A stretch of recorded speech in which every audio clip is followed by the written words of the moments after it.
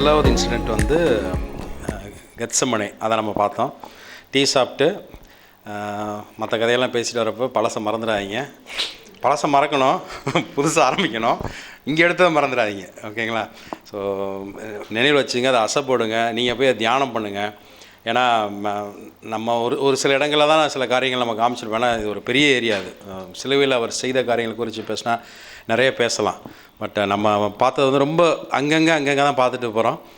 தயவுசெய்து இந்த 3 நாள், நாளைக்கு ஒரு நாள் இருக்குது, உங்களுக்கு கவனமாக எடுத்து இந்த வசனங்களை எடுத்து தியானித்து பாருங்கள். கர்த்தர் உங்களோட கூட அநேக காரியங்களை பேசுவார். ஏன்னா நான் பர்சனலாக என்ன நினைக்கிறேன்னா வந்து நம்ம அடுத்த தலைமுறை கிறிஸ்தவர்கள் வந்து பரிசுத்தத்தை வந்து நம்ம இப்படி இருந்தால் பேசவே மாட்டோம். ஏன்னா நம்ம வந்து பரிசுத்த வாழ்க்கை எப்படி பார்த்துட்டோன்னா மிதமிஞ்சிய கிருபைக்கு போயிட்டோம். நம்ம வந்து நம்ம எப்படினாலும் வாழ்ந்துக்கலாம், தேவன் எதையும் கண்டுக்க மாட்டார்னு நினைக்கிறோம்.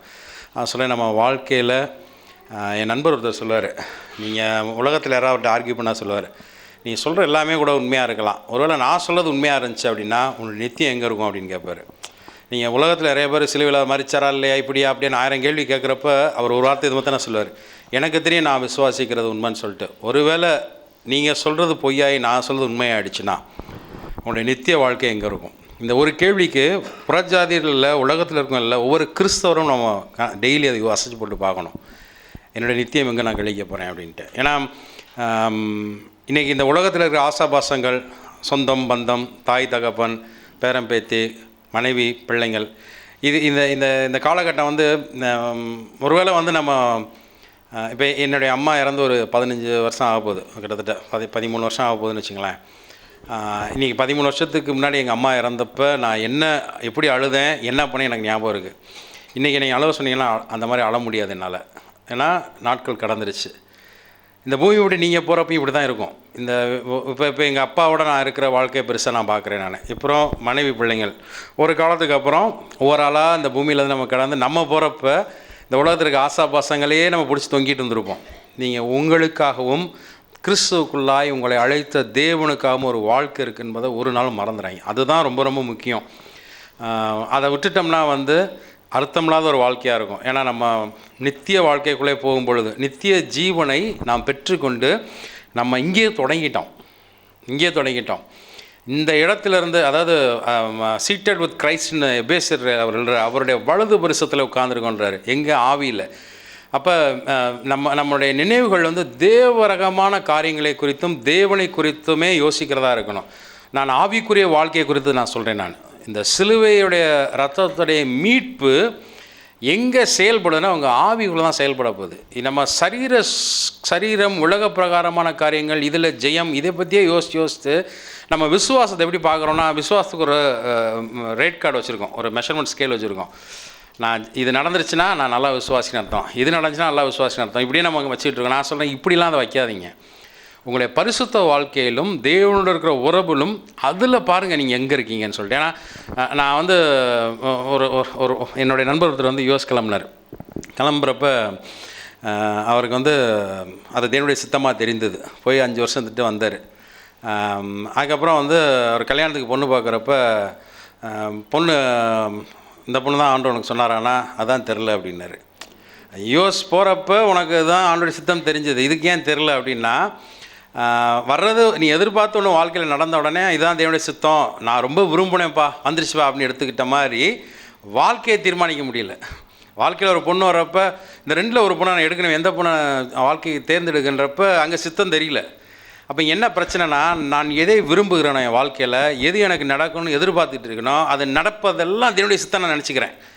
நான் சொல்கிறேன், ஒரு நிமிஷம் நின்று கிறிஸ்தவ வாழ்க்கையில் அப்படி நீங்கள் பார்க்காம தேவனுடைய சித்தத்தை வேதத்திலேருந்து தேடி அதில் உங்களை பொசிஷன் பண்ணுங்கள், உங்களை பொருத்தி பாருங்கள்.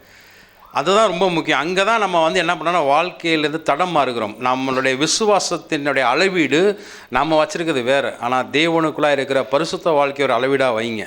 இன்னும் தேவனு கூட ஒப்புரவாக பாருங்கள். ஏன்னா நம்ம இந்த ரத்தத்தை குறித்து தியானிக்கும் பொழுது ஒவ்வொரு மாதமும் ஒரு வாய்ப்பு கிடைக்குது நமக்கு எதுக்கு கிடைக்குன்னா நம்மளை சீர்தூக்கி பார்க்குறதுக்கு, நம்மளை சிந்திக்கிறதுக்கு. ஸோ அந்த இடத்துல பாருங்கள், முதலாவது நம்ம பார்த்தது மரண பயத்தை குறித்தும் அதில் அந்த இடத்துல என்ன நடந்துன்றதை பார்த்தோம். ரெண்டாவது ஒரு காரியம், இது வந்து நம்ம கன்னத்தில் அடித்தார் நமக்கு தெரியும், அவரை கூப்பிட்டு கன்னத்தில் அடித்தாங்கன்னு தெரியும்.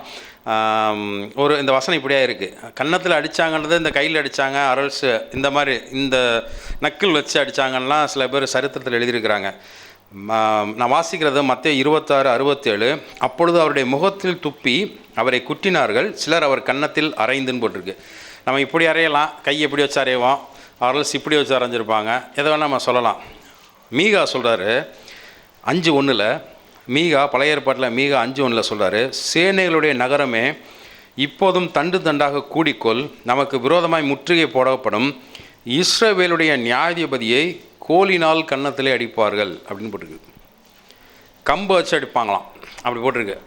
சரித்திரத்தில் எப்படி அடித்தாங்கன்னு எனக்கு தெரியாது, ஆனால் தீர்க்கதரிசனம் சொல்லுகிறது அவரை இப்படி தான் அடிப்பாங்கன்னு சொல்லிட்டு அவருடைய கன்னத்தில் அறைந்தார்கள். மத்தேயு, மார்க், லூக்கா 3 பேருமே அதை எழுதுகிறாங்க. அவருடைய முகத்தை மூடினார்கள். அதாவது கையில் அடித்தா வலிக்கிறது நமக்கு தெரியும், கம்பு வச்சு அடித்தா எப்படி இருக்கும் யோசிச்சு பாருங்கள். அந்த அந்த ஒரு அந்த அந்த இந்த இந்த நக்கில் வச்சு அடித்தா எப்படி இருக்கும், கை இப்படி வச்சு அடித்தா முகத்தில் வச்சா எப்படி இருக்கும் யோசிச்சு. அதாவது வேதம் சொல்கிறது அவருக்கு விரும்பத்தக்க ரூபம் இல்லைன்னு போட்டிருக்கு. அவருடைய முகத்தில் வந்து அந்த ரூபம் இல்லை அவருக்கு. அவர் வந்து டோட்டலாக வந்து அடுத்து ஏசாயா 50:6 இப்படியா சொல்லுது, அந்த வசனம் வாசிங்களேன். அடிக்கிறவர்களுக்கு தன் முதுகையும் தாடை மயிரை பிடுங்குறவர்களுக்கு தன் தாடையும் ஒப்பு கொடுத்தேன், அவமானத்துக்கும் உமிழ்நீருக்கும் என் முகத்தை மறைக்கவில்லை. தாடை இதில் இருக்கிற இந்த முடியை போட்டு இழுத்துருக்குறாங்க. அதாவது அந்த பாடுகள்ன்றது வந்து, அதாவது நம்ம வந்து நம்மளை பொசிஷன் பண்ண வேண்டிய இடம். நான் எங்கே என்னை பொருத்தி பார்க்க முடியும் என்றால் இதெல்லாம் வந்து நரகத்தில் இருக்குமான்னு எனக்கு தெரியாது, நரகத்தில் இப்படிலாம் கொடுமைப்படுத்துவாங்களான்னு எனக்கு தெரியாது. ஆனால் நரகம் இதை விட கொடுமையானது என்று வேதம் சொல்கிறது. அங்கே நான் போகக்கூடாதுன்றக்காக தான் இவர் வந்து இதெல்லாம் கடந்து போகிறான்றதான் அந்த வேதம் எனக்கு காமிக்கிறத வழியா. நான் அங்கே எப்படி இருக்குன்ற ஆராய்ச்சி அவசியமே கிடையாது. அங்கே அதாவது அவ்வளவு இந்த இந்த இந்த தாடையில் இருக்கிற முடியை பிடிச்சி இழுக்கிறப்ப எவ்வளோ வலி ஒன்று.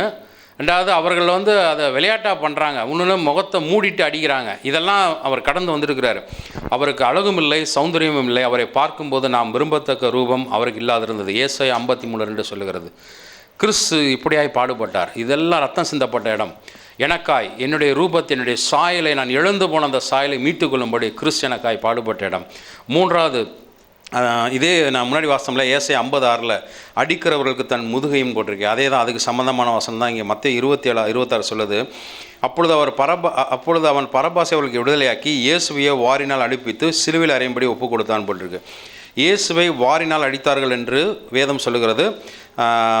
இங்கே வந்து பார்த்திங்கன்னா வந்து அந்த காலத்து முறைமையின்படி சிலர் என்ன சொல்கிறாங்கன்னா, சரித்திரத்தில் இறந்து போன மிருகங்களுடைய எலும்புகளை வந்து கட்டி வச்சுருப்பாங்களாம். அந்த ஒரு குத்தாக வச்சுருப்பாங்களாம், அதில் வந்து நுனியில் ஃபுல்லாக எலும்புகள் இருக்குமா. அப்புறம் அவங்க என்ன சொல்கிறாங்கன்னா வந்து சின்ன சின்ன ரொம்ப ஷார்ப்பாக இருக்கக்கூடிய இரும்பு துண்டுகள் அதை சேர்த்து கட்டி வச்சுருப்பாங்களாம். அதை வந்து இந்த மீன் கொக்கியமாக இருக்குன்றாங்க. அடித்தாங்கன்னா அப்படியே அந்த சதையை அப்படியே கொத்தாளிட்டு வருமா, அந்த மாதிரி அடிப்பாங்களாம். இதுதான் ரோமருடைய முறையே.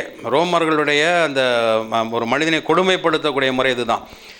இந்த இதில் நீங்கள் பார்த்தீங்கன்னா சரித்திரத்தில் இருக்கும். பிளாத் வந்து எப்படியும் வந்து இந்த பிரதான ஆசிரியர்கள் வந்து இந்த அடியோடு அவர் விட்டுருவாங்கன்னு சொல்லி தான் அந்த அடியை அவங்க கொடுத்துட்டாங்க. இதோட அவர் போயிடுவார், இவரை சிலுவையில் அறைய சொல்ல மாட்டாங்கன்ற மனநிலையில் தான் அவர் அந்த அதிகாரத்தை கொடுக்குறாரு, போய் அடிக்க சொல்லி. ஆனால் நடந்தது என்னென்னா, அதையும் மீறி இவரை சிலுவையில் அறையுங்கள்னு சொல்கிறப்ப இயேசு கிறிஸ்து வந்து அதுக்கு முன்பாகவே மரண கொடுமையை அனுபவிச்சிட்டார்.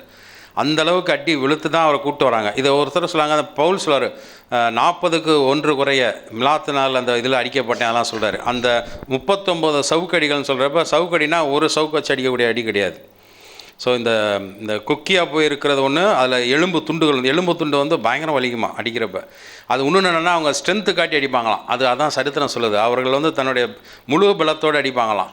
அதில் வந்து அடிக்கிறவன் அந்த போர் வீரன் சோர்ந்து போயிட்டானா மற்ற அவனை பார்த்து சிரிப்பானான். அதனால வந்து அவ்வளோ தீவிரமான ஒரு கொடுமையை வந்து அவர்கள் அனுபவித்திருக்கிறார்கள். இது வந்து சரித்திரத்தில் சொல்லப்படக்கூடிய விஷயம். வேதம் சொல்வது ஏசாயா 50:6 அவர் அடிக்கிறவர்களுக்கு தன் முதுகை கொடுத்தான்னு போட்டிருக்கு, அந்த முதுகை ஒப்பு கொடுத்தான்னு போட்டிருக்கு.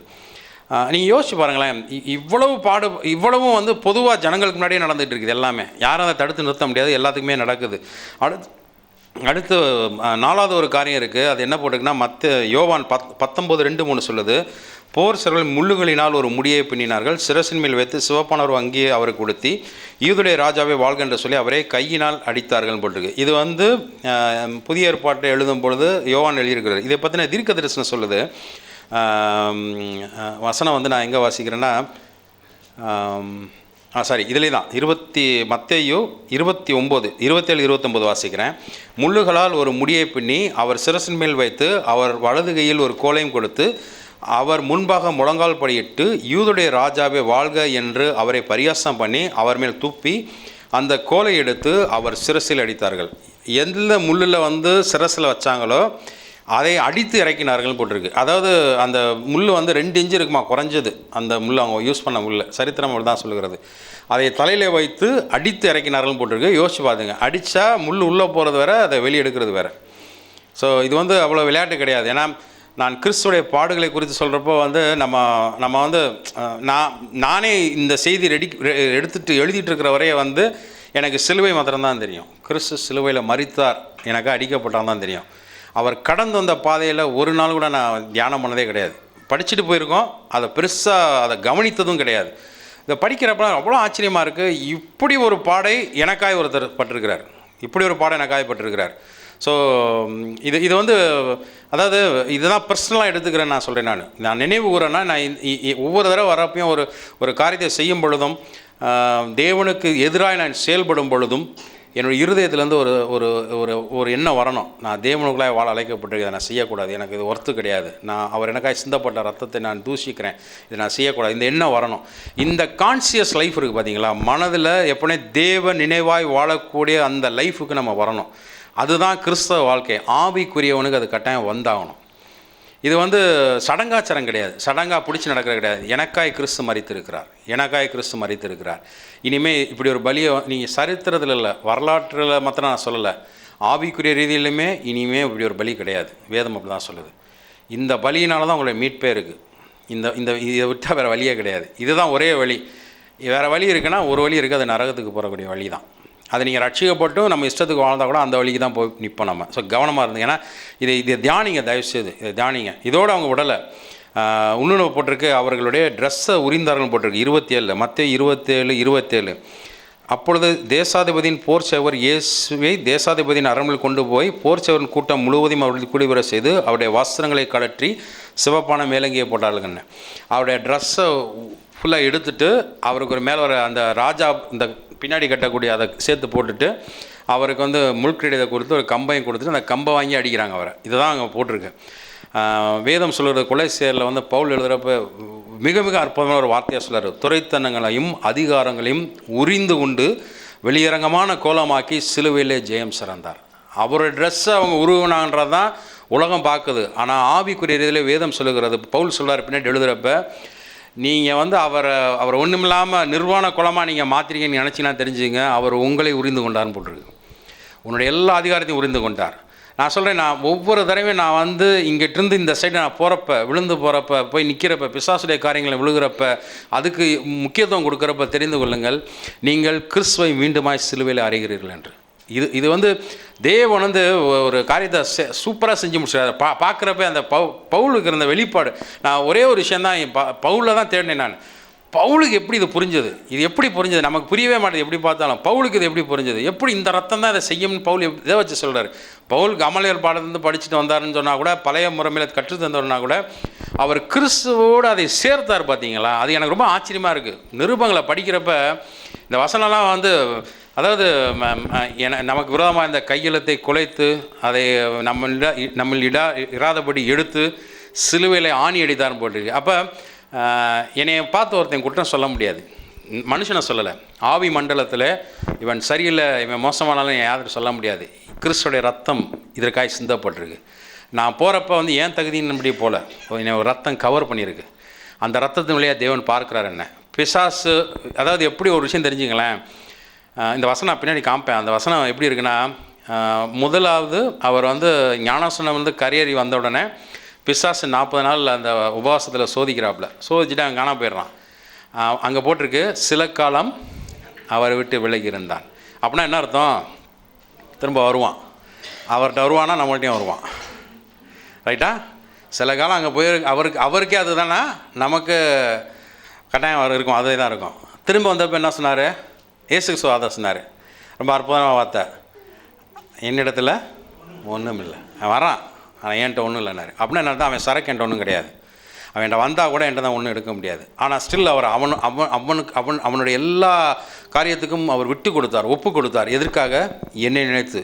அந்த ஆத்ம வருத்தத்தின் பலனினால் வரப்போகிற திரளான ஆத்மாக்களால் ஒருவனாகி எனக்காகவும் அவர் அந்த இடத்துல அடிக்கப்பட்டார். அவர் என்னை நினைத்தார். ஒரு கூட்ட ஜனம் இதனால் வரப்போகுது, பரலோகத்தை நிரப்ப போகிறாருங்க, அதற்காக அவர் மரித்தார். ஸோ இது ரொம்ப கவனிக்க வேண்டிய ஒரு விஷயம். இதை தலையில் அடித்து அந்த முள்ளை இறக்குன்றது நான் நினச்சி பார்க்க முடியல. நமக்கு அந்த முள்ளை எப்படி இருக்கும், அடித்தா எப்படி இருக்கும் யோசிச்சு பாருங்கள். ஏன்னா இதை விட கொடுமையை நரகத்தில் அனுபவிக்கக்கூடாதுன்றக்காக தான் அவர் நமக்காக மரித்தான்னு போட்டிருக்கு. அடுத்து 5வது ஒரு காரியம், அவர் கைகள் கால்கள் அடிக்கப்பட்ட இடம். இது நமக்கு நல்லா தெரியும். மத்தேயு 27:35 சொல்லுது, அவரை சிலுவையில் அறைந்த பண்பு. சிலுவையில் அறைகிறதுக்கு ஒரு முறை இருக்குது. சிலுவையில் இங்கே அடிக்க மாட்டாங்க. நம்ம சில பேர், நிறையா பேர் சொல்கிறது இங்கே அடிக்கிறது தான் சொல்கிறாங்க. ஆக்சுவலாக இங்கே தான் அடிப்பாங்க, இந்த இடத்துல தான் அடிப்பாங்க. அவர் அடித்த இடம் இதுன்னு தான் சொல்கிறாங்க சரித்திரத்தில். ஏன்னா இதுதான் பாடியை அடித்து தொங்க ஒரு இடம்.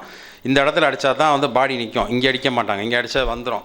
இயேசு கிறிஸ்து சிலுவையை அடிக்கும் பொழுது சரித்திரத்தில் அவங்க என்ன சொல்கிறாங்கன்னா, 2 தடவை அவர் கீழே இறங்கிட்டாருன்னு திருப்பி லிஃப்ட் பண்ணி அடித்தாங்கன்றாங்க, தூக்கி வச்சு அடித்தாங்கன்றாங்க. அடிக்கிறனா சும்மா கிடையாதுங்க.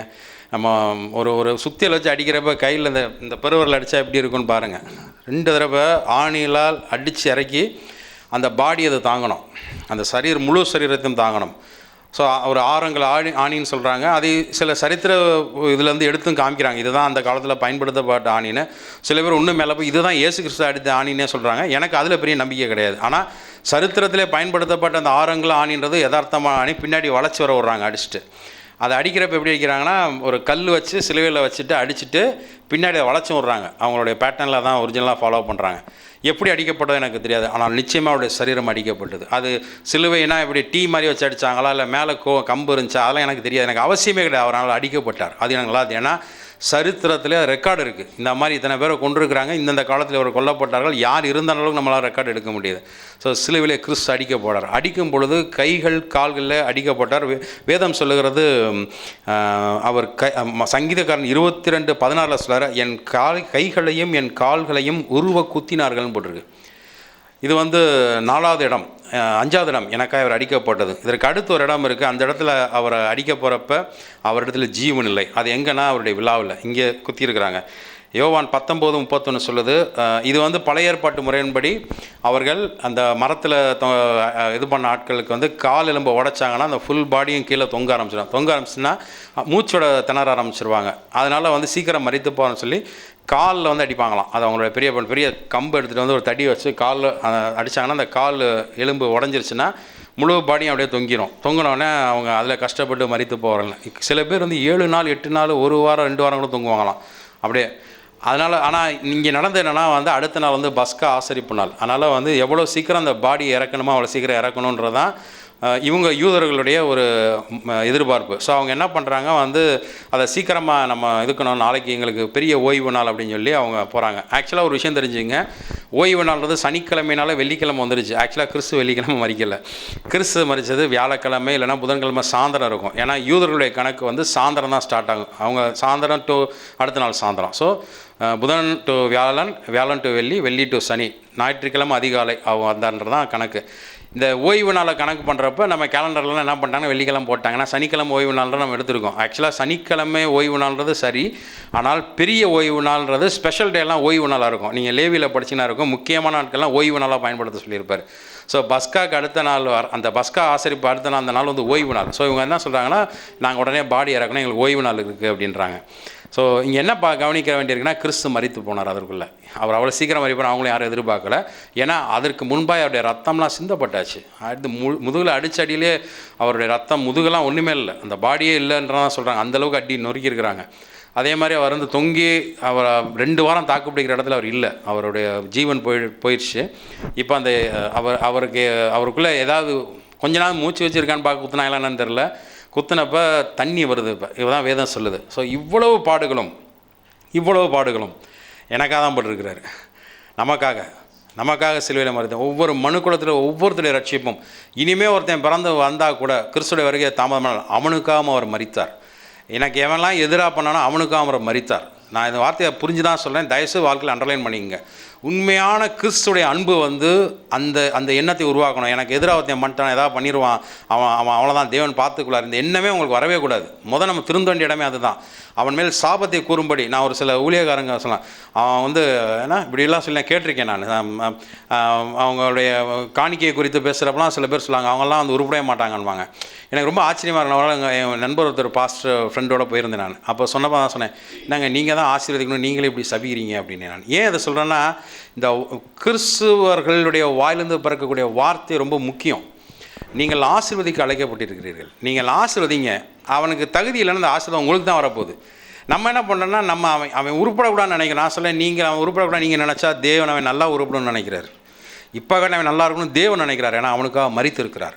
இந்த பூமியில் கடைசி மனிதன் இருக்கும் வரை கிறிஸ்து வருகையை தாமதிக்குமானால் அவனுக்காகவும் அந்த ரத்தம் பரிந்து பேசும்படி அவனுக்காக சிந்தப்பட்டிருக்கிறது. லட்சக்கணக்கான ஜனங்கள் முன்பாய் அவர் சிலுவையில் தொங்கினார். அங்கே தொங்கினார். ரம்ஜான் கொண்டாடுறாங்கல்ல நம்ம இஸ்லாமியர்கள், அவர்கள் ஒரு இஸ்மாவேலுக்கு பதிலாக ஆடு கொடுத்ததை தான் ரம்ஜானாக கொண்டாடுறாங்க. நமக்காக சிந்தப்பட்ட அடிக்கப்பட்ட ஒரு ஆடு, பஸ்கா பலி கிறிஸ்து, நம்ம எந்தளவுக்கு கொண்டாடுறோன்னு பாருங்களேன். நம்ம ஒரு சடங்காச்சாரம், சர்ச்சுக்கு போகிற அன்றைக்கி துக்க நாள், அப்படியே அமைதியாக போய் சர்ச்சில் உட்காந்துட்டு 7 வார்த்தையை கேட்டுட்டு அப்புறம் அந்த 40 நாள் எதுவுமே சாப்பிடாதனால என்றைக்கிடா ஞாயிற்றுக்கிழமை விடியும் கறி எடுக்கலாம் அப்படின்ட்டு இப்படி தான் உட்காந்துருக்கோம். நான் சொல்லேன், இது கிடையாது கிறிஸ்தவ வாழ்க்கை. கிறிஸ்தவ வாழ்க்கைன்றது நல்லா சாப்பிடுங்க, அதுவும் தப்பு கிடையாது. ஆனால் இதை தியானிங்கள். எனக்காய் மரித்த கிறிஸ்து, எனக்காய் பலியான கிறிஸ்து, இது ரொம்ப கவனிக்க வேண்டிய விஷயம். இதற்கு அடுத்து மரத்திலே தூக்கப்பட்ட எவனும் சபிக்கப்பட்டவன் அப்படின்றது. இது எனக்கு இந்த பைபிளில் புரியாத ஒரு சில ஏரியாவில் இது ஒன்று. பிரமாணங்கள்லாம் சொல்லிட்டு வர்ற தேவன் சடன நடுவில் உபாகம் 21-23 இந்த வார்த்தையை சொல்லார். இது எங்கே சம்மந்தப்பட்ட எனக்கு தெரியல. பைபிளுடைய தீர்க்க தரிசனம் பாருங்கள், ரொம்ப ஆச்சரியமாக இருக்குது. சிலுவைன்னு ஒன்று வருமானு எனக்கு தெரியாது. காலம் நிறைவேறின போதுன்னு இருந்துச்சு. நான் நினச்சிக்கிட்டு இருந்தேன் ரோமர் தான் சிலுவையை கண்டுபிடிச்சாங்கன்னு. அப்புறம் போய் பார்த்தா தெரியும், எகிப்தியர் காலத்துலேருந்தே சிலுவைன்னு ஒன்று இருக்குது. அவங்க ஒரு வேர்டை யூஸ் பண்ணியிருக்கு, அதன்படி கொலை செய்திருக்கிறார்கள். ஆனால் வேதம் சொல்லுகிறது, இரவிலே அவன் பிரேதம் மரத்திலே தொங்கலாகாது, அந்நாளில் தானே அதை அடக்கம் பண்ண வேண்டும், தூக்கி போட்டவன் தேவனால் சபிக்கப்பட்டவன் போட்டிருக்கு. உபாகமம் 20-23. அதை தான் கலாத்தியரில் பவுல் சொல்கிறப்ப சொல்கிறார். கலாத்தியர் 3:13 கிறிஸ்து நமக்காய் சாபமானார் அப்படின்றார். ஆக்சுவலாக நம்ம தான் சாபம் ஆயிருக்கணும். கிறிஸ்து நமக்காய் சாபமாகி எல்லா சாபத்தையும் நம்ம நீங்களாக்கி மீட்டு கொண்டார். நான் நியாயப்பிரமாணம்னு ஒரு விஷயத்தை நான் தனியாக பிரிக்கலை. எனக்கு எதிராக இருக்க எல்லா சாபத்தையும் கிறிஸ்து மீட்டு கொண்டார். என் மேலே சாபமே கிடையாது. நான் ரட்சிக்கப்பட்ட ஒவ்வொருத்தவங்களும் ஒரு விஷயம் தெரிஞ்சுங்க. இந்த அவன் செய்வனை வச்சுருப்பான், இவன் பண்ணியிருப்பான்னு. இந்த ரத்தத்திற்கும் இந்த நாமத்திற்கும் இருக்கக்கூடிய வல்லமே இந்த உலகத்தில் வேறு எதுக்குமே கிடையாதுங்க. நீங்கள் ஒன்று தெரிஞ்சுங்க, அதாவது நீங்கள் யாருக்கு சாட்சியாக வாழணும்னு ஆசைப்படுறீங்க? நீங்கள் சாட்சியுள்ள வாழ்க்கைனா யாருக்கு நீங்கள் நினைக்கிறீங்க? பிசாசுக்கு முன்பாய் சாட்சியாக வாழணும். பிசாசுக்கு முன்பாய் வாழணும். ஏன்னா ஜீவ நாட்கள்லாம் உங்களை குற்றம் சாட்டும்படி தேவ சமூகத்தில் நிற்கிறாள் ஒரே அளவன் தான். இந்த என் ஃப்ரெண்டு ஒருத்தர் இருக்கான், என் எதிரி ஒருத்தர் இருக்கான், அவனுக்கு முன்னாடி கிடையாது. அவர்கள் தங்கள் அந்த இரத்தத்தினாலும் சாட்சியின் வசனத்தினாலும் பிசாசை ஜெயித்தார்கள். நீங்கள் ஜெயித்து வெற்றியுள்ள கிறிஸ்தவ வாழ்க்கை வாழும் பொழுது யாரை தோற்கடிக்கிறீர்கள் என்றால் பிசாசம் தோற்கடிக்கிறீங்க. அவன் இன்னும் என்ன நினச்சிட்டு இருக்கான்னா உங்களை கொண்டு வர முடியும்னு நினச்சிட்டு இருக்கான், என்னை கொண்டு வர முடியும்னு நினச்சிட்டு இருக்கான். ஸோ நம்ம வாழ்க்கையில் பரிசுத்தம் அப்படின்றத நம்ம ஒரு சடங்காச்சாரம் இல்லை. எனக்கு இங்கே நான் நிறையா பார்க்குறேன்ல, ஜனங்க கவனம் எவ்வளோ தூரம் கவனமாக இருக்காங்கன்னு எனக்கு தெரியுது. ஸோ நான் சொல்கிறேன், இந்த கவனத்தை வச்சு நீங்கள் இந்த பூமியை வேணால் சர்வே பண்ணலாம், ஆனால் பரலோகத்துக்குள்ளே நீங்கள் என்ட்ராகவே முடியாது. சீரியஸாக எடுக்க வேண்டிய பிஸ்னஸ் கிறிஸ்டியன் லைஃப்பில். இந்த இயேசு கிறிஸ்து ஏற்றுக்கொண்டீங்களா, சீரியஸாக எடுக்க வேண்டிய வாழ்க்கை அது, விளையாட்டு கிடையாது. இதனால் ஏதோ ஆதாயம் அடைய நீங்கள் நினச்சிங்கன்னா, இந்த பூமியில் ஏதோ வாங்குற வச்சு நீங்கள் ஆதாயம் நினச்சினா கிடையாதுங்க. பரலோகத்துக்கு போகிறது பெரிய ஆதாயம். ஏன்னா அந்த கண்ணை மூடுறப்ப நான் என்றைக்காவது ஒரு நாள், நீங்களாம் எத்தனை பேர் ஆஃபீஸில் வேலை பார்க்குறீங்கன்னு தெரில, நமக்கு இந்த தடவை ப்ரொமோஷன் வருமா வராதான்னு எத்தனை பேர் உட்காந்து பார்த்துக்கிட்டு வேணா கொடுத்துருவானா கூப்பிட்றான், நம்ம பேர் வரையா லிஸ்ட்டில் இன்னும் வரலையா அப்படின்னு. அது வர்றப்போ எப்படி இருக்குது? அது ஒரு டெஸ்ட்டே கிடையாது. அவன் கொடுக்க வேண்டியது அவன் வேலை செய்ய வேண்டியது ஏன் வேலை. ஆனால் எவ்வளோ இவங்க நம்மளை புகழ்ந்துட மாட்டாங்களா, நல்லா பண்ணியிருக்கோன்னு அந்த எதிர்பார்ப்போட எத்தனை பேர் உட்காந்துருக்கோம். என்றைக்காவது பரலோகத்துக்கு நம்ம போய் தேவன் நம்மளை வந்துட்டியாடா அப்படின்னு கேட்குற மாதிரி எனக்கே யோசிச்சு பார்த்துருக்கோம்மா. அதாவது லிஃப்ட்டில் போகிறோம்ல, கடைகளுக்கு முன்னால் லிஃப்ட்டில் போகிறீங்க, இந்த லிஃப்ட்டில் ஏறி நிற்கிறீங்க, ஒரு இப்படின்றதுக்குள்ளே ஃபஸ்ட் ஃப்ளோர் போயிட்டீங்க. அவ்வளோ சீக்கிரமாக போயிடுவீங்க பரலோகத்துக்கோ நரகத்துக்கோ கண்ணை முன்னா, அவ்வளோதான் டைம் எடுக்கும். ஆனால் நீங்கள் போன உடனே உங்களை வரவேற்க ஒரு கூட்டம் வரணும்ல, அந்த கூட்டம் அங்கே லிஃப்ட்டை திறந்தப்போ நிற்கிதான்னு பார்த்தா யாருன்ற பார்க்குறப்ப தான் ஷாக்கிங்காக இருக்கக்கூடாது நமக்கு. அதை இங்கே முடிவு பண்ணணும். லிஃப்ட்டு டோரை திறந்தவொடனே எதிர்த்து நிற்கிறத பார்த்தா கட்டாயம் பிசாசு வர மாட்டான். ஏன்னா அவனை அங்கே வெளுக்க போகிறார் அவர். கிறிஸ்தவர்களுடைய நம்பிக்கை எங்கே தப்பாக இருக்குன்னா, நரகத்துக்கு அவன் என்னமோ அதிபதி மாதிரியும், அவனை அவர் ராஜா மாதிரி வச்சுருக்கார் மாதிரியும், இவர் அங்கே ஓரங்கள்லாம் வறுத்தெடுக்கிற மாதிரியும், இதெல்லாம் நம்ம புராணங்கள் அப்படியே வாங்கிக்கிட்டோம், பைபிளோட சேர்த்துக்கிட்டோம். நரகமே அவனுக்காக தான் ரெடி பண்ணிக்கிட்டு இருக்காரு, தெரிஞ்சுங்க. அவன் தனியாக போகக்கூடாதுன்னு நம்மளை கூப்பிட்டுக்கிட்டு இருக்கான். அப்போ பைபிள் அப்படி தான் சொல்லுது, நரகத்துக்கு அவன் தனியாக போகக்கூடாது நம்மளை கூப்பிட்டுக்கிட்டு இருக்கான். நம்ம நினச்சிக்கிட்டு இருக்கோம் அவன் நம்ம பெரிய ஆள் மாதிரி அவனுக்கு பயந்துக்கிட்டு இருக்கோம்னு நம்ம நினச்சிக்கிட்டு இருக்கோம். ஸோ நரகத்தில் அவனை தான் வெளுக்க போகிறாரு. கிறிஸ்தவர்களுடைய நம்பிக்கைலாம் தப்பாக இருக்குங்க. அதாவது நரகம் அவனுக்காக உண்டாக்கப்பட்டது மாதிரி பூமியில் வாழ்கிறப்ப இன்னொரு என்ன வச்சுருக்கிறாங்க, இவனுக்கு எதாவது பிடிக்கலன்னா பிசாஸ் ஏதோ பண்ணிட்டான்றான். நான் சொல்கிறேன், பிசாஸ்லாம் ஒன்றுமே பண்ண முடியாது ரட்சிக்கப்பட்ட பிறகு. மைண்டில் நல்லா ஏற்றிங்க. பிசாசு உங்கள் மேலே அதிகாரம் எடுக்க முடியும்னா இந்த ரத்தத்துக்கும் இந்த நாமத்துக்கும் என்னங்க வேல்யூ இருக்குது? எதுக்காக இந்த பைபிளை தூக்கி நான் அலையணும்? ஏன்னா தோற்று போன கிறிஸ்தவர்கள் பல பேர் சொல்லக்கூடிய ஒரு ஒரு ஒரு தவிர்க்க முடியாத ஒரு காரணம் என்னென்னா பிசாசு அப்படின்றாங்க. நான் சொல்ல நான் சரியாக இருக்கேன்னா நான் தான் பார்க்கணும். நான் இடம் கொடுக்காமல் பிசாசு வேலை செய்ய முடியாது. ஏவாளே இருந்தாலும் பறித்து சாப்பிட்டது ஏவாள் மாத்திரம் தான், பிடுங்கி கூட அவன் கொடுக்கல. அவங்க பாரு, சாப்பிட்டு பாருமே, டேஸ்ட்டு பாரு, ஜஸ்ட்டு ஒரே ஒரு கடிச்சு பாரு, எப்படி இருக்குன்னு பாரு, புளிக்குதான் இன்றைக்கி தான் பாரு, அப்படி கூட அவன் கொடுக்கல. இதை சாப்பிட்டா நீ உனக்கு நல்லாயிருக்கும்னு சொல்லிட்டான், அவ்வளோதான். அவள் நம்பி சாப்பிட்டுட்டா, அவ்வளோதான் விஷயம் நடந்தது. நீங்கள் செயல்படாமல், நீங்கள் அனுமதிக்காமல் பிசாசு உங்கள் வாழ்க்கையிலே செயல்படவே முடியாது. பிசாசை கையை நீட்டுற வேலையெல்லாம் விட்டுருங்க. ஏன்னா கிறிஸ்தவர்களுக்கு பொதுவான பிரச்சனை அடுத்த ஆள்கிட்ட கை நீட்டுறது தான். முள் குத்திருச்சுன்னா அதான் காலில் குத்திட்டு போகுது. முள் அதுவும் காலில் குத்தலை, நம்ம தானே முள்ளை காலில் வச்சோம். அதை ஒத்துக்க பாருங்கள். ஃபஸ்ட்டு ஒத்துக்கிட்டு மனம் திரும்புவோம் நம்ம தேவ சமூகத்தில். அதுதான் ரொம்ப முக்கியம். பிசாசை காரணம் காட்ட முடியாது. பிசாசு இன்னொன்று, அவன் அடியாள் கிடையாது, தேவனுடைய அடியாள் பிசாசு கிடையாது. இந்த கிறிஸ்தவர்கள்ட்ட இருக்கிற ஒரு இன்னொரு நம்பிக்கை, ஏன்னா இதெல்லாம் நாங்கள் அந்த காலத்தில் நம்பினோம். இன்றைக்கி நான் ஜெபிக்கலை, இன்றைக்கி பிசாசு வச்சு தேவன் அடிச்சிட்டார், ஏதோ அவர் இன்றைக்கி ஜெபிக்காமல் வந்திருக்கான், போகிறப்ப தூக்கிறவனை அப்படின்ட்டார் போல, உடனே ஆக்சிடென்ட் பண்ணிட்டானாம்மா. அப்படின்னா அவன் தான் பரலோகத்தில் போயிருக்கணும், கரெக்டுங்களா? ஏன்னா அவர் சொல்கிறதெல்லாம் செய்கிறது அவன் தான் செய்கிறான், நம்ம செய்கிறதில்ல. தேவன் என்ன சொன்னாலும் செய்கிறாலும் பிசாசாக தான் இருக்கான். ஏன்னா நான் இன்றைக்கி ஜெபிக்கலையா பிசாசு அடிப்பான், நான் ஒழுங்காக வேலை பார்க்கலையா, நீங்கள் பைபிள் படிக்கல, அதுக்கு ஒரு அடி விழுகுது, அதுக்கும் காரணம் பிசாசு தான். ஏன்னா அவன் தான் கரெக்டாக செய்கிறான், நான் படிக்கல, அதனால் அவன் அடிக்க வந்திருக்கான். நீங்கள் படித்தா அவனுக்கு என்ன லாபம், படிக்கலான்னு அவனுக்கு என்ன நஷ்டம்? யோசிச்சு பாருங்கள். அவனையும் எல்லாத்தையும் நம்ம சேர்த்துக்கிட்டே இருக்கோம், எப்படி வஞ்சிக்கப்பட்டிருக்கோம் பாருங்கள். படித்தால் லாபம் உங்களுக்கு தான், சரிங்களா? நீங்கள் பைபிளை படிச்சுன்னா வாழப்போகிறது நீங்கள் தான். இதை வாழ்ந்து படித்திருக்கும்படி படிக்கிறீங்க. இங்கே படிக்கிறது நித்திய காலத்துக்கு வரப்போகிறது, இங்கே மாத்திரம் கிடையாது. இங்கே முடிவில், இது ஆரம்பம். உங்களுடைய நித்திய ஜீவன் இங்கே ஆரம்பிச்சிருக்குது. எப்போ பார்த்தாலும் பிசாசை ஃப்ரெண்டாக கூட்டிகிட்டே தெரியாதீங்க. ஏன்னா கிறிஸ்தவர்கள்ட்ட இருக்கிற பிரச்சனை அவன் எல்லாமே இருக்க மாட்டாங்க இப்போ. ஏன்னா ஏதாவது நடந்துச்சுன்னா மனதில் வர்ற என்ன அடுத்து என்ன வருதுன்னா, நான் சொல்கிறேன், பிசாசு போராடுவான், எனக்கு அதில் மாற்றுக்கிறது கிடையாது. ஆனால் நான் என்ன செஞ்சுக்கிட்டு இருக்கேன், அதில் அவனுக்கு என்ன விடிஞ்சா அடைஞ்சா மொபைலே உருட்டிக்கிட்டு இருக்கேன். அப்புறம் அவனுக்கு என்ன அங்கே வேலை இருக்குது? அவன் நம்மளாம் இக்னோர் பண்ணிவிடுவான், நம்மளாம் கண்டுக்காத, அவன் ஆல்ரெடி நம்மள்கிட்ட தான் இருக்கான் அப்படின்ட்டு போயிடுவான். ஏன்னா நம்ம ஒரு ஸ்டெப் எடுத்து வைக்கிற கிடையாது. கிறிஸ்துக்களை வளர்வதற்கு எடுக்கக்கூடிய ஸ்டெப்பை பொறுத்து தான் அவனுக்கு பாதிப்பு. ஏன் தெரியுமா? அவனோட ஒரு கூட்டத்தோடு தான் போகணுன்னு அவன் நினைக்கிறான். அந்த பாதாளத்துக்கு நரகத்துக்கு போகிறப்ப அவன் ஒரு கூட்டத்தோடு போகணுன்னு நினைக்கிறான். நான் சொல்கிறேன், நரக ஆக்கினை பற்றி வேதம் சொல்கிறப்ப அவர்கள் புழு சாகாமல் இருக்கும் போட்டிருக்கு. நெருப்பில் சாகாத புழுக்குள்ளே போய் வாழ போகிற ஒரு வாழ்க்கையை நீங்கள் எதிர்பார்ப்பீர்களானால் நீங்கள் எப்படி வேணாலும் வாழ்ந்து கொள்ளுங்கள். இந்த வேதம் உங்களை எங்கேயும் தடுக்கலை. ஆனால் தேவனோடு கூட ஆயிரக்கணக்கான கோடான கோடி வருஷங்கள் நீங்கள் வாழணும்னு ஆசைப்பட்டீங்கன்னா தீர்மானம் பண்ணுங்கள். இது அவருடைய வார்த்தையை தள்ளி விட்டுறக்கூடாது, அந்த வார்த்தையை பிடித்து கொள்ளணும், பரிசுத்தமாய் வாழணும்.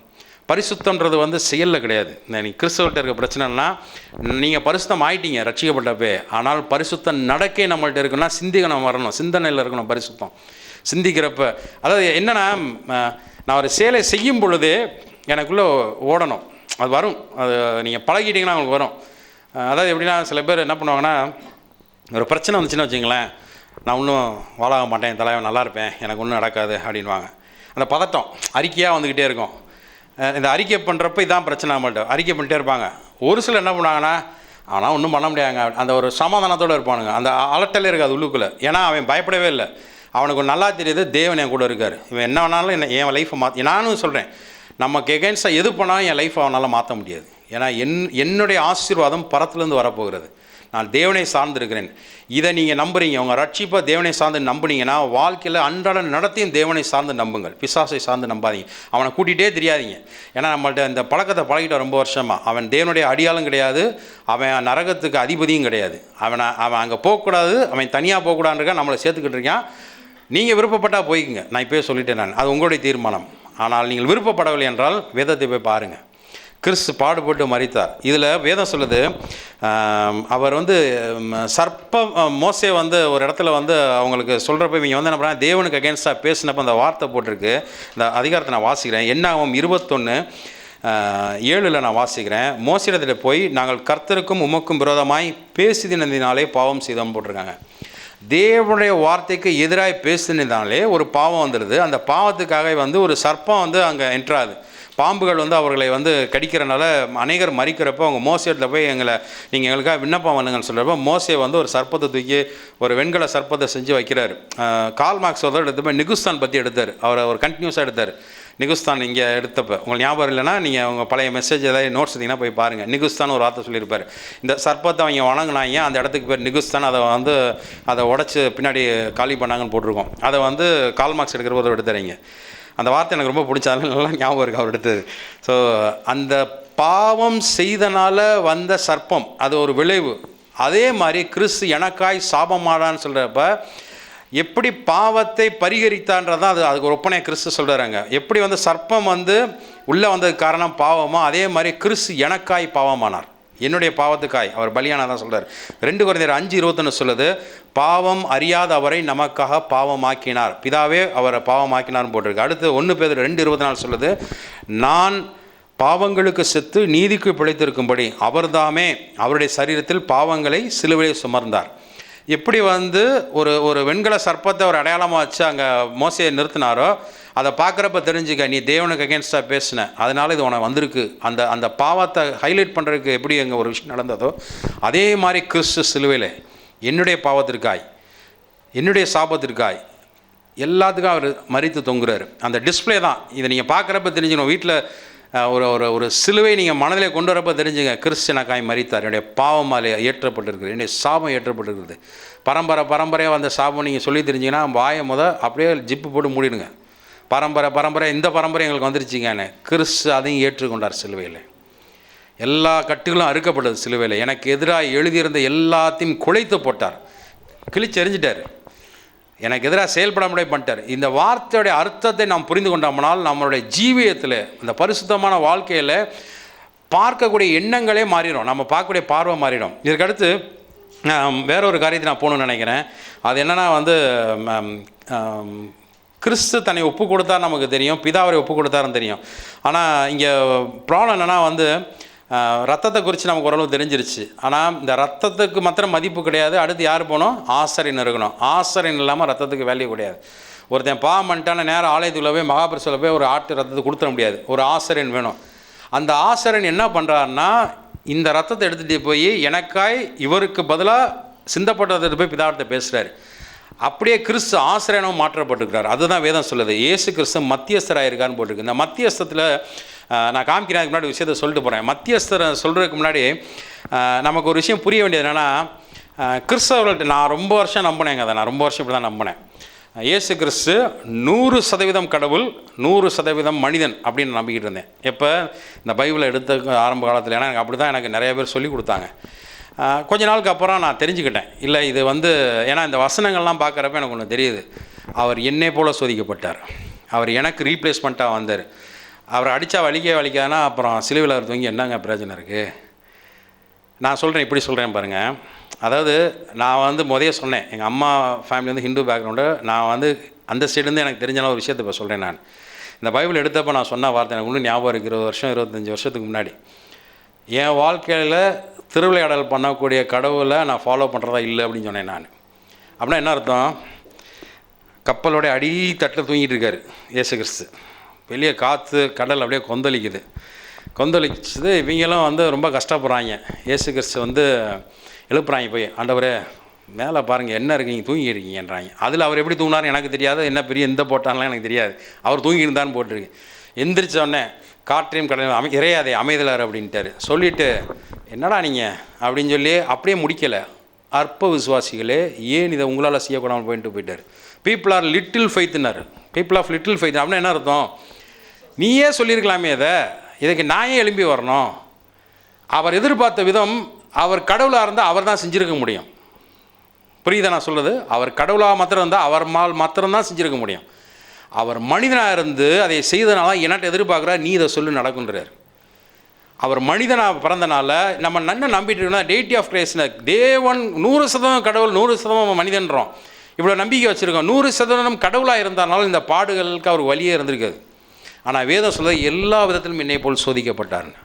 நான் அந்த வார்த்தையை எனக்கு ரொம்ப பிடிச்சிருக்கு. ஏன்னா எனக்கு நிறைய பேர் நம்ம சிந்திக்கிறது யாருக்குமே தெரியாதுல்ல.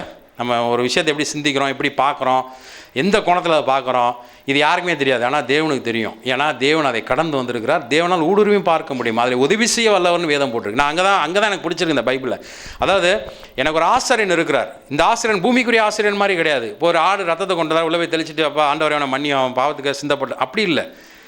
எனக்காய் பிதாவுடைய பரிந்து பேச போகிற அந்த ஆசிரியன் என்னை போல் சோதிக்கப்பட்ட ஒரு ஆசாரியன். அவர் எல்லாவற்றையும் கடந்து வந்திருக்கார். வேதம் சொல்லுது நித்திய ஆவியினாலே. எபிரேயர் 9:14-15 வாசிக்கிறேன். தம்மைத்தாமே பழுதற்ற பலியாக தேவனுக்கு ஒப்பு கொடுத்த கிறிஸ்துனுடைய ரத்தம் ஜீவனுள்ள தேவனுக்கு ஊழியம் செய்வதற்கு உங்கள் மனசாட்சியை செத்த கிரியைகள சுத்திகரிப்பது எவ்வளோ நிச்சயம். இதில் அடுத்து 15 வசனம் வாசிக்கிறேன் பாருங்கள். ஆகையால் முதலாம் உடன்படிக்கையின் காலத்தில் நடந்த அக்கிரமங்களை நிவர்த்தி செய்யும் பொருட்டு அவர் மரணம் அடைந்து அழைக்கப்பட்டவர்கள் வாக்குத்தத்தம் பண்ணப்பட்ட நித்திய சுந்தரத்தை அடைந்து கொள்வதற்காக புதிய உடன்படிக்கையின் மத்தியஸ்தராக இந்த மத்தியஸ்தர் எப்படி இருக்கார்? எனக்காய் பறிஞ்சு பேசுகிறாருன்னா அவர் இந்த ரத்தத்தை எடுத்துகிட்டு போய் எப்படி பழைய ஏற்பாட்டில் ஆசிரியர் தெளித்த மாதிரி அவர் அந்த ஒரு கடமைக்குரிய வேலை இல்லை, அவரே அதை நடந்து வந்திருக்கிறார் அந்த பாதையில். அவர் ரொம்ப அற்புதமாக வேதம் சொல்லுது. அடுத்து இந்த பிரதான ஆசிரியரை பற்றி சொல்கிறப்ப பாவங்களை நீக்கும் பொருட்டு ஒரே தரம் பலியானாராம். இனிமேல் பலி கிடையாது. ஒரு தரம் போயிட்டு வந்துட்டார். அவர் ரத்தத்தை கொண்டு போய் பலியை செலுத்திட்டார். இப்போ இவருக்கு தெரியும் நீங்கள் எதுக்கு வந்திருக்கீங்கன்னு. ஆண்டவரே நீங்கள் ஜெபிக்கிறப்பே தேவன் உங்களுக்காக பறிஞ்சு பேசுகிறேன். அவர் கடந்து வந்திருக்கிறார். வேதம் அதை தான் காமிக்கிது. ஒரு பெரிய மத்தியஸ்தரன் போட்டிருக்கு. இதுக்கு அடுத்து இரக்கமும் உண்மையும் உள்ள பிரதான ஆசிரியர் எவ்விதத்திலும் தம்முடைய சகோதரருக்கு ஒப்புரவ வேண்டும் என்று எபிரேயர் 2:17 இருக்குது. நான் வாசிக்கிறது 2:17. தயவுசெய்து எல்லாரும் ஓப்பன் பண்ணுங்க இந்த வசனத்தை. 2:17-18 ரெண்டையும் நம்ம பார்க்கணும். அன்றியும் அவர் ஜனத்தின் பாவங்களை நிவர்த்தி செய்வதற்காக கேதுவாக தேவ காரியங்களை குறித்து இரக்கமும் உண்மையும் உள்ள பிரதான ஆசிரியர் இருக்கும்படிக்கு எவ்விதத்திலும் தம்முடைய சகோதரருக்கு ஒப்பாக வேண்டியிருந்தது. ஆதலாலே அவர்தாம் சோதிக்கப்பட்டு பாடுபட்டதினாலே அவர் சோதிக்கப்படுவதற்கு உதவி செய்ய வல்லவராக இருக்கிறார். எனக்கு வரக்கூடிய சோதனையை ஜெயிப்பதற்கு ஆரல்ஸ் நான் விழுந்து போனால் புரிந்து கொள்வதற்குரிய ஒரு ஆசிரியர் அவர் இருக்கிறார். கடவுள்னு நான் பார்க்கல. தேவனை இயேசு கிறிஸ்து ஒரு மகாபிரிய ஆள் அப்படின்ற ஒரு பார்வையை விட எனக்காய் ஒரு ஆசிரியனாய் என்னை புரிந்து கொண்டவராய் நான் ஏன் இந்த மாதிரி போராடிக்கிட்டு இருக்கின்றதை புரிஞ்சு கொள்ளக்கூடிய தேவன் அவர் இருக்கிறார். ஸோ முதலாவது நாம் தெரிஞ்சு கொள்ள வேண்டியது என்னென்னா, ரத்தம் சிந்தப்பட்டாச்சு, ரத்தத்தில் மீட்கப்பட்டு வந்துட்டோம். இது வந்த பிறகு நான் நடந்து போகிற வாழ்க்கையில் நம்மளமாக தானே போயிருப்பார் அவரும் இந்த பூமியில். இன்றைக்கி இருக்கிற பூமியோட அன்றைக்கி ரொம்ப மோசமாக தான் இருந்துச்சு. ஆனால் மக்கள் என்ன சொல்கிறாங்கன்னா, இல்லைங்க பூமி ரொம்ப கெட்டு போச்சுங்கன்றாங்க. கெட்டு போச்சா? எங்கே போயிருக்கு? அதை தான் இன்னும் பண்ணிக்கிட்டே இருக்கோம். லோத்தின் காலத்தில் நடந்தது போல் நடக்கும் போட்டிருக்கு. லோத்தின் காலத்தில் இருந்தால் தான் இன்றைக்கி இருக்குது. இன்றைக்கி ஏதோ புதுசாக முளைக்கலை. ஆனால் அன்றைக்கி லோத்து நடுவில் நீதிமானார் தான் போட்டிருக்கு. அதை விட இப்போ கிறிஸ்து ரத்தத்துக்குள்ளே வந்த பிறகு, கிறிஸ்து பூமிக்கு வந்த பிறகு அதே கால சூழ்நிலை அவரும் வாழ்ந்தார். அவர் எல்லாத்தையும் கடந்தான் வந்துருப்பார். எல்லா இடத்துலையும் சோதிக்கப்பட்டிருப்பார். ஒரு பையன் ரோட்டில் கடந்து போகிறப்ப எதெல்லாம் பார்த்து டெம்ப்ட் ஆகனா எல்லாத்தையும் அவரும் பார்த்துருப்பார். ஆனால் விழுந்திருக்க மாட்டார், அதை ஜெயித்திருப்பார். ஒரு பொண்ணு ரோட்டில் போகிறப்ப எதெல்லாம் பார்க்குறாலோ அதை பார்க்குறப்ப என்னெல்லாம் டெம்ப்ட் ஆகிருக்கோ, என்னெல்லாம் தூண்டப்பட்டிருக்கோமோ அது எல்லாத்தையும் அவர் அனுபவித்து தான் போயிருப்பார். ஆனால் அவர் ஜெயித்திருப்பார், அவர் செஞ்சுருக்க மாட்டார். இப்போ நான் போய் ஜெபிக்கிறேன், ஆண்டவர் இந்த இடத்துல நான் போராடுறேன், தேவன் எனக்கு உதவி செய்ய வல்லவராக இருக்கிறார். அவருடைய கிருபாசன தண்டையில் தைரியமே வாங்கன்னு சொல்லுது வேதம் சொல்கிறப்ப. ஏன்? அவர் புரிந்து கொள்ளக்கூடிய தேவன். ரட்சிக்கப்பட்ட முதல் நாளில் நீங்கள் எப்படி வந்தீங்க? இந்த வார்த்தையை கிறிஸ்தவர்கள் தயவுசெய்து மறந்துடாதீங்க. ரட்சிக்கப்படுறதுக்கு ஒரு நாள் வந்தீங்க, அன்றைக்கி வந்த ஆண்டவரே உடைய ரத்தம் என்னுடைய பாவத்தை கழுவுன்னு எப்படி விசுவாசிங்களோ அதே மாதிரி ஒவ்வொரு நாளும் விசுவாசிங்க தயவுசெய்து. ஏதோ புதுசாக பெர்ஃபார்மன்ஸ்லாம் பண்ணி காட்டாதீங்க தேவன்கிட்ட போய். இது அவசியமே கிடையாது. அன்றைக்கி என்ன அதே ரத்தம் தான் இன்றைக்கும், அந்த ரத்தம் தான் கழுவ போகுது. அன்றைக்கி என்ன கேட்டோம் தேவன்ட்டு அதை தான் இன்றைக்கும் கேட்க போகிறோம். இன்றைக்கி ஏதோ நாங்கள் நிறைய சாதிச்சிட்டோம் அவரை பார்த்துங்களா, இதில் போய் நான் விழுந்துட்டேன், இந்த டயலாக்லாம் தேவையே கிடையாது. அவருக்கு ரத்தம் கழுவ போகுது, அவ்வளோதான், சிம்பிள். அவருடைய நாமம் போதுமானது. அந்த மனநிலையோட வாங்க, இது ரொம்ப முக்கியம். அடுத்து இந்த பிரதான ஆசிரியர் ஒரு பெரிய ரோல் அதுதான், எனக்காய் பரிந்து பேசக்கூடிய ரோல். இதில் ரட்சிக்கப்பட்ட பிறகு இயேசு கிறிஸ்துவை ஏற்றுக்கொண்டு வந்த பிறகு இப்போ பண்ணக்கூடிய பாவம் 2 பாவத்தை நான் பிரிச்சிட்டேன். நான் ரட்சிக்கப்படுறதுக்கு முன்னாடி ஒரு பாவம் பண்ணோம். அப்போ நான் இப்படி சொல்கிறேன், நான் இதை புரியணும்னா, ஒரு ஆள் மேலே பைக்கு இடிச்சிட்டேன்னு வச்சுங்களேன்.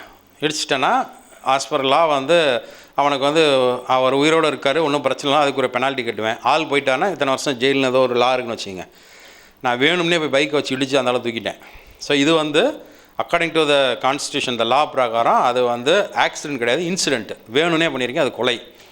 நான் தெரியாமல் போயிட்டே இருக்கிறேன், குறுக்க வந்து விழுந்துட்டாப்பில், ஏதோ ஒரு அவசரத்தில் வந்தால் இடிச்சிட்டான், இது ஆக்சிடென்ட்டு. இது வந்து இதுக்கு நான் பொறுப்பு கிடையாது, பட் இருந்தாலும் நடந்துருச்சு இன்சிடென்ட். இந்த மாதிரி ஒரு இன்சிடென்ட் நடந்ததுனால நம்ம வந்து இதுக்கு என்ன ஏதோ அதை பே பண்ணுவோம். நம்ம லா பிரகாரம் போய் பேசுவாங்க, அட்வொகேட் பேசி அதை கோர்ட்டில் எடுத்துகிட்டு வந்து அதை சார்ட் அவுட் பண்ணுவாங்க. ஒன்று குற்றம், இன்னொன்று பாவம். எது பாவம்னா தெரியாமல் செஞ்சது பாவம், தெரிஞ்சே செஞ்சது குற்றம். இயேசு கிறிஸ்து சிலுவையில் மறிக்கிறப்ப என்னுடைய பாவத்தெல்லாம் முடிச்சா நான் சொல்கிறவரே வந்து இந்த லாலாம் இருந்தது எனக்கு தெரியாது, நான் இயேசுக்கு வாழ்ந்தேன், இன்றைக்கி தெரிஞ்சு போச்சு. ஸோ எல்லாத்தையும் கேன்சல் பண்ணியாச்சு. இது எதுக்குமோ இனிமேல் எனக்கு சம்மந்தமே கிடையாது. இப்போ நான் புது வாழ்க்கையை தொடங்கிட்டேன், சத்தியத்தை தெரிஞ்சிட்டேன். இப்போ திரும்பி போய் பாவம் பண்ணனா இது குற்றம். ஓகேங்களா? இந்த குற்றத்துக்கும் அவர் தான் நிவாரணம், வேறு வழி கிடையாது. ஆனால் ஒரு விஷயம் தெரிஞ்சுக்கங்க, இந்த வாழ்க்கையை வாழும்படி நீங்களாலும் அழைக்கப்படலை. இதுக்கு ஒரு கான்சிக்வன்ஸ் இருக்குது, இதுக்கு ஒரு பாதிப்பு இருக்குது. இந்த பாதிப்பு ரொம்ப மோசமான பாதிப்பு இது. ஏன்னா கிறிஸ்தவம் பரிசுத்தத்தையும் நீதியும் ரொம்ப ஈஸியாக பார்த்த இடம் இங்கே தான். ஏன்னா மன்னிப்பு இருக்குங்க, தேவன் இருக்காருங்க அப்படின்னு நினைக்கிறோம். நான் ஒரே ஒரு விஷயம் கவனமாக வச்சுக்கிறேன், எனக்கு நம்ம தூங்கி எந்திரிச்சு நம்ம வாழ்க்கையை கடந்து போகிறப்ப நம்ம நித்தியத்துக்குள்ளே பிரவேசிக்கணும். அந்த அந்த தேவனுக்குள்ளாக இருக்கக்கூடிய வாழ்க்கைக்குள்ளே இருக்கணும். அது வந்து ஒரு ஊழியர் இப்படியா சொன்னார். ஆஃப்ரிக்காவில் மினிஸ்ட்ரி பண்ணிகிட்டு இருந்த ஒரு ஊழியர், அவர் வந்து எனக்கு ஒரு பேர் டக்குன்னு ஸ்ட்ரைக் ஆக மாட்டுது. அவர் வந்து காலையில் 4 மணிக்கு அந்த லைட் அரிக்கல் லைட் வச்சுட்டு அவர் காலத்துக்கு அப்புறம் தான் இவர் போகிறார், ரேனார் பொங்கே போகிறார் அந்த இடத்துக்கு மினிஸ்ட்ரிக்கு. அவர் டைரியில் எழுதி வச்சுருந்தார், நான் வந்து விதைச்சிட்டேன், இதை அறுக்க ஒரு கூட்டம் வரும்னு எழுதி வச்சுருக்கிறார் அவர். அந்த அந்த அந்த ஊழியக்காரர் வந்து டேவிட் லிவிங்ஸ்டன். காலையில் வந்து ஒரு 4 மணிக்கு அவர் டென்ட்டுக்குள்ளே லைட் எரியுது. அவருடைய ஹெல்ப்பர் கூட இருக்கிற அசோசியேட் வந்து இந்நேரம் என்ன பண்ணுறாரு போயிட்டு பார்த்தா பைபிளை படிச்சுக்கிட்டே இருக்கார். என்னென்னா நான் இதை கடைப்பிடிக்காமல் விட்டு ஏதாவது வசனங்கள் இருக்கான்னு தேடிக்கிட்டு இருக்கேன் அப்படின்றாரு. நான் சொல்கிறேன், அதாவது 1000 கூட்டம் வரல ரேனார் பொங்கே மீட்டிங்லலாம், 40-50 லட்சம் கிராமங்கள் வந்து நின்னாங்க அந்த மீட்டிங்கில். அவர் எழுதியிருக்கார், டேவிட் லிவிங்ஸ்டன் எழுதியிருக்கிறாரு, நான் வந்து விதைச்சிட்டு போயிருக்கேன், இது அறுக்கு ஒரு கூட்டம் வரும்னு. நிச்சயமாக நான் சொல்கிறேன், நான் வசனத்தை அப்படி தான் தேடி படித்தாங்க இந்த சாதித்தவர்கள்லாம். வேதத்தை நான் ஏதாவது படிக்காமல் விட்டுருக்கேனா, எங்கேயா நான் மிஸ் பண்ணியிருக்கேனான்னு தேடிட்டு இருக்காங்களாம். நான் முழு வேதத்தையும் படித்தா கூட நம்ம லிஸ்ட்டு வேதத்தோட பெருசாக இருக்கும், ஆனால் அவ்வளோ விட்டுருக்கோம். நம்ம என்னென்னா அந்த கிருபையை ரொம்ப லைட்டாக, அவர் இருக்காருப்பா ஆண்டவர் எப்போனாலும் போய்க்கலாம்ப்பா, பக்கத்து வீட்டு மாமா மாதிரியும் ஏற்ற வீட்டு அக்கா மாதிரியும் அவர் இருக்கார் பார்த்துக்கலாம் அப்படின்னு. It's a serious business. இது வந்து பரலோகத்துக்கும் நரகத்துக்கும் நடுவில் இருக்கக்கூடிய ஒரு விஷயம் இது. நீங்கள் கரணம் தப்புனா மரணம் மாதிரி தான் கிறிஸ்தவ வாழ்க்கைன்றது. நம்ம பாட்டுக்கு இங்கே பூமியில் இருக்கிற சந்தோஷம் முடித்தோன்னே தேவ பிதா இந்த மேய்ப்பினாலும் பாட்டு பாடி அப்படியே அனுப்பிச்சிடுவாங்க. ஆனால் அவர் முந்தின நாளே போயிருப்பார், எங்கே போயிருக்கார் நமக்கு தெரியாது. நம்ம இங்கே பாடிக்கிட்டு இருப்போம், மரணம் இல்லைன்னு பள்ளத்தாக்கில் நடந்தாலும் பொல்லாப்புக்கு பயப்படேன் அப்படின்னு. அவர் அங்கே பயந்துக்கிட்டு இருக்காரா இல்லை சந்தோஷமாக இருக்காரு நமக்கு தெரியாது. ஸோ தயவுசெய்து சபையை வசனத்தை இப்போ வாலிபர்கள் தயவுசெய்து ஹம்பிள் ரெக்வஸ்ட்டு, அடுத்த தலைமுறை கிறிஸ்தவம் வந்து இந்த நான் பார்த்து 20 வருஷம் நான் பார்த்துட்டேன் என் தலைமுறையில். நான் அப்போ நினச்சது இன்றைக்கி நான் பார்க்குறேன் என் சபைகள்லையும் மக்கள் மத்தியிலையும். உங்கள் தலைமுறையாவது வசனத்தை நிரூபிக்க கூட்டமாக எந்திரிங்க, தயவுசெய்து எந்திரிங்க. அதுக்கு ஜெபத்தில் அதிகமாக உட்காருங்க, வேதத்தை படிங்க. ஒரு சமீபத்தில் ஒரு மீம்ஸ் பார்த்தீங்கன்னா ரொம்ப பிடிச்சிருந்துச்சு. உலகத்தில் இருக்க எல்லா மனிதர்களும் மொபைலை உருட்டிக்கிட்டு இருக்காங்க, எல்லா ரோபோட்டும் புக்கு படிச்சுக்கிட்டு இருக்கு. இன்றைக்கி வரப்போகிற அடுத்த ஏஐ டெக்னாலஜியை பற்றி நான் சொல்கிறான். ரோபோட் வந்து எல்லாத்துக்கும் ஆன்சர் பண்ண போகுது.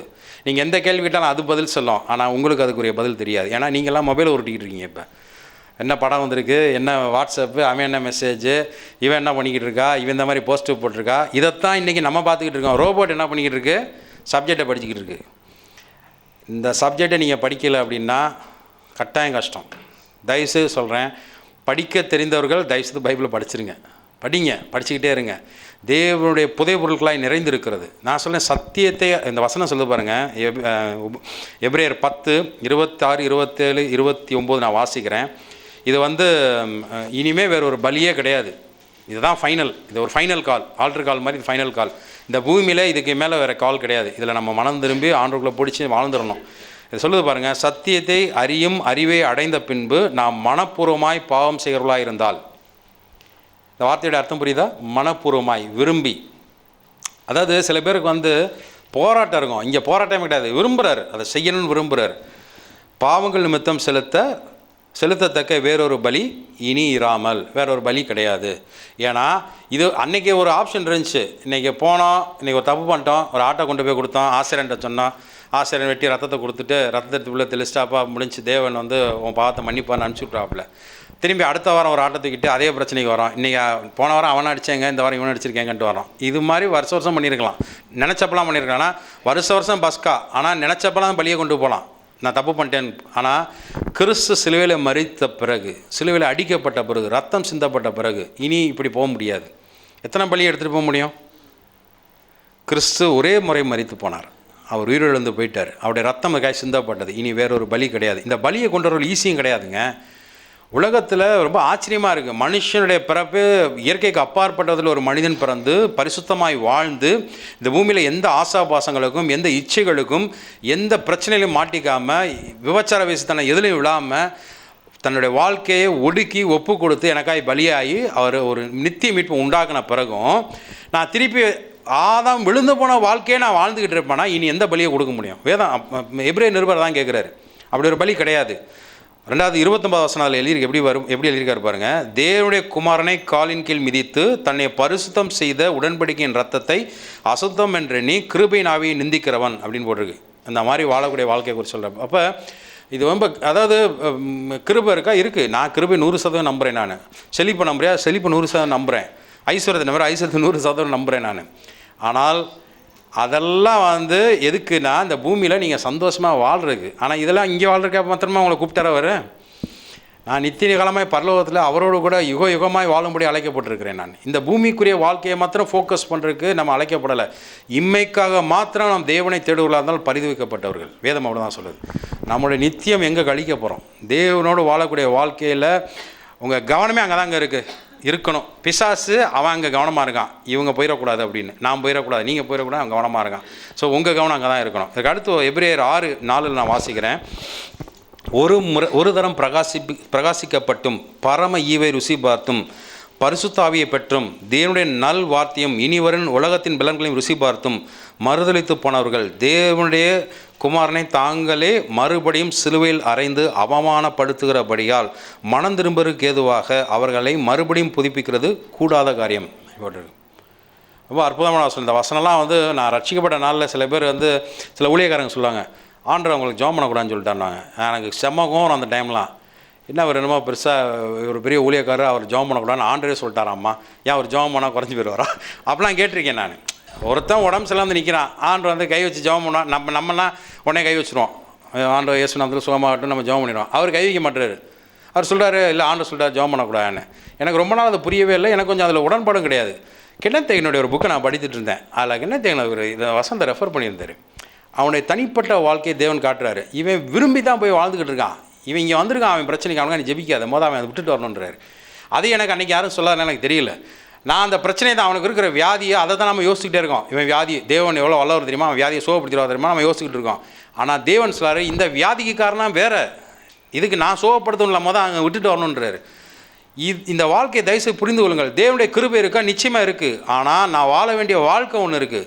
இந்த வாழ்க்கையை விட்டு இப்படி இஷ்டத்துக்கு வாழ்ந்துக்கு தேவன்ட்டு வந்து நிற்க முடியாது, நின்னா நடக்காதுங்க. நான் அனுபவித்ததுலேருந்து சொல்கிறேன். நான் பார்த்துருக்கேன் அதை. சில பேர் வருவாங்க, ரட்சிக்கப்படுவாங்க, ஒரு வருஷம் எல்லாம் இருப்பாங்க. சில பேர் கல்யாணத்துக்கு வருவாங்க சர்ச்சுக்கு, சில பேர் ஞானஸ்தானத்துக்கு வருவாங்க, அப்புறம் முடிஞ்ச பிறகு காணா போயிடுவாங்க. அப்புறம் ரொம்ப நாளுக்கு அப்புறம் திரும்பி வருவாங்க.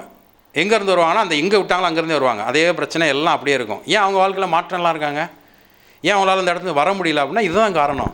அவர்களுக்கு அன்றைக்கு இது நடக்கணும், அதுக்கு ஒரு பாஸ்ட் வேணும், இல்லை ஒரு சபை வேணும், ஒரு ஐடென்டிட்டி வேணும், வந்துடுவாங்க. அதுக்கப்புறம் அவங்க வாழ்க்கையை தொடருவாங்க. வாழ்க்கையில் மாற்றம் இருக்காது. ஆனால் வேதம் இப்படி சொல்லலை. தேவனுக்குள்ளே வந்தீங்களா, தேவனை அனுபவித்தீங்களா, அவருடைய பரிசுத்தாவை பெற்றுக்கொண்டீங்க, எல்லாத்தையும் அனுபவிச்சிட்டீங்க, பார்த்துட்டீங்க, சத்தியம் தெரியுது, திரும்பி போனீங்க அப்படின்னா வேதம் சொல்லுது நீங்களே அவரை சிலுவையில் அறையிறீங்கன்னு சொல்லுது. நான் சிலுவையில் அறையப்பட்டப்போ தாடை பிடுங்குறப்ப ஐயோ அப்படின்றீங்க. நான் சொல்கிறேன், இப்போ யார் அதை பண்ணிக்கிட்டு இருக்கா?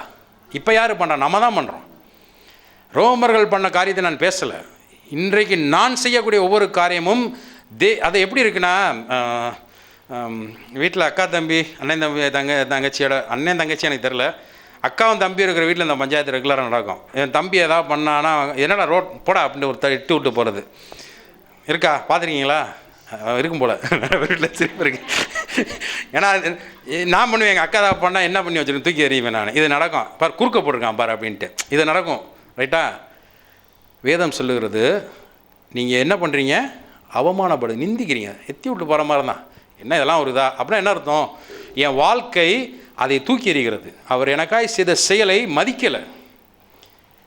ரட்சிப்பின் சுவிசேஷத்தில் என்ன சொல்கிறேன், இயேசு ஏற்றுக்கொள்கிறேன். என்ன ஏற்றுக்கொள்கிறேன் என்னங்க, பிதாவாகிய தேவன் நான் ரட்சிக்கப்பட்டு பரலோகம் வர்றதுக்கு தேவன் எனக்கு செய்த ஒரு செயலை அங்கீகரிப்பது.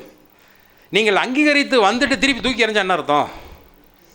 ஏற்றுக்கொண்டு வந்துட்டோம், அவர் எனக்காக தான் செய்தார். இப்போ என்ன பண்ணுறோம், இஷ்டத்துக்கு வாழ்கிறோன்னா என்ன பண்ணுறோம், தூக்கி எறிகிறோம், உதச்சி போடுறோம், தள்ளி விடுறோம். இதைத்தான் எபிரேயர் நிருபர் சொல்கிறார். நீங்கள் எபிரேயரை நீங்கள் படிச்சுனா, ஏன் எபிரேயரில் இது எழுதப்பட்டது எனக்கு தெரியாது. எபிரேயர் முழுவதுமே பழைய பலிகளையும் கிறிஸ்து செய்த காரியத்தையும் குறித்து அதிகமாக பேசுது. அதில் தான் இது எழுதியிருக்கு. அதனால தான் இதை எடுத்தேன் நான். சிலுவையை குறித்து பேசின இடத்துல, பலியை குறித்து பேசின இடத்துல திரும்ப திரும்ப எபிரேயரில் 2 இடத்துல நான் இப்போ காமிச்சேன். முதல் ஒன்று காமிச்சேன், எபிரேயர் 10 காமிச்சேன், இப்போ 9 இருக்குது. சிலுவையில் அறைந்து அவமானப்படுத்துறீங்கன்னு போட்டிருக்கு. நான் இப்போ அதாவது ரட்சிக்கப்பட்டு வந்த பிறகு, சத்தியத்தை தெரிஞ்ச பிறகு இப்போ நான் தூக்கிறேன் என் இஷ்டத்துக்கு வாழணுன்றக்காக. இது ரொம்ப மோசமான ஒரு விஷயம். அடுத்து பேதுரு இப்படியா எழுதுறாரு, 2 பேதுரு 2:20, கர்த்தரும் இரட்சகரமாக இருக்கிற இயேசு கிறிஸ்துவை அறிகிற அறிவினாலே உலகத்தின் அசுத்தங்களுக்கு தப்பினவர்கள் மறுபடியும் அவைகளில் சிக்கிக்கொண்டு ஜெயிக்கப்பட்டால் அவருடைய பின்னிலைமை முன்னிலையும் கெடுதலாக இருக்கும். அவர்கள் நீதியின் மார்க்கத்தை அறிந்த பின்பு தங்களுக்கு ஒப்புவிக்கப்பட்ட பரிசுத்த கற்பனை விட்டு விலகுவதை பார்க்கலும் அதை அறியாதிருந்தார்களால் அவருக்கு நலமாக இருக்கும் அப்படின்றார். யோசிச்சு பாருங்களேன், சத்தியத்தை அறிஞ்ச பிறகு, அறியாதவர்கள் கேஸு வேறு, நீங்கள் சத்தியத்தை தெரிந்த பிறகு நம்ம இஷ்டத்துக்கு வாழ்வோன்னா நம்முடைய இது பிரச்சனை என்னென்னா, நீங்கள் தேவனை தான் செய்கிற நினச்சிக்க தான் முதல்ல நான் சொன்னேன், தேவன் பிசாசை அடியாளமாளி வைக்கலை, அவனை ஃப்ரெண்டாக சேர்த்து தெரியாதீங்கன்னு.